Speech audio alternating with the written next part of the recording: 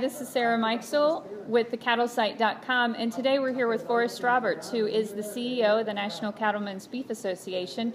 And Forrest and I are attending the Global Roundtable for Sustainable Beef Conference that's being held in Sao Paulo, Brazil.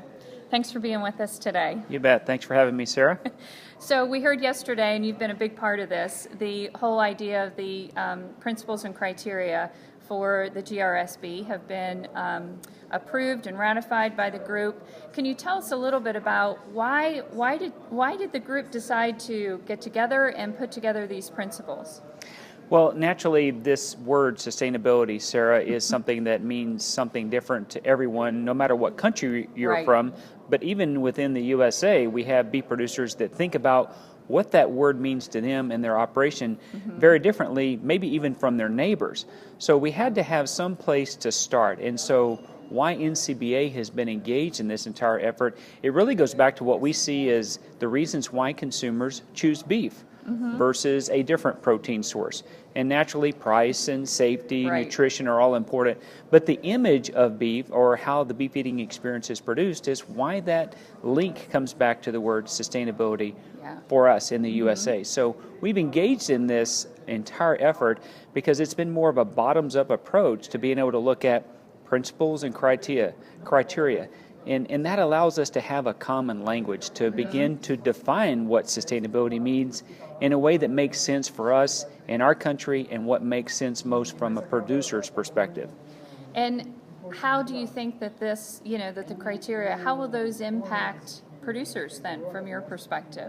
What has been created? How will that be rolled out to the industry, in other words? Well, when you look at what the principles and criteria and what this entire effort is not about, that's probably a great place to start, because what it is not about is sending signals of mandates or production standards. That's not what this entire effort about. But rather what it is about is how we look at ways to establish a common ground or a common framework to build on. In other words, if sustainability is all about continuous improvement over time, we have farmers and ranchers in the United States that have been continually improving over decades because they passed their generation, their ranch and their operation on from one generation to the next for multiple generations. So it's really about how we look at these tools to communicate more to ultimately enhance consumer trust in beef.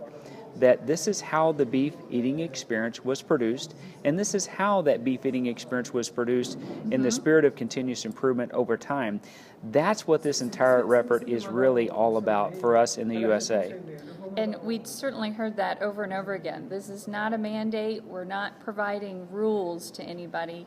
It's really about just that framework, right? I mean, it's really just to say, hey, let's put everybody on the same page with the same language. Is that a fair statement? You bet. That's a very fair statement. It allows us to have a common definition to work from so that as we engage with consumers all around the globe, we're speaking from one voice in terms of what sustainability means versus maybe what someone that is outside the industry would like for it to mean. So it starts with a producer's view of what's important to them, what are their values, and how they have demonstrated ways that they've continually improved their operations, let's say in the area of efficiency of water utilization over many years. And that's what we hear from our producers in the U.S. as very important in the message they want us to have as a part of this entire discussion. Very good. Well, thanks so much for your time today, Forrest. You bet. Thanks, Sarah. This is Sarah Mikesell with the Cattlesite.com.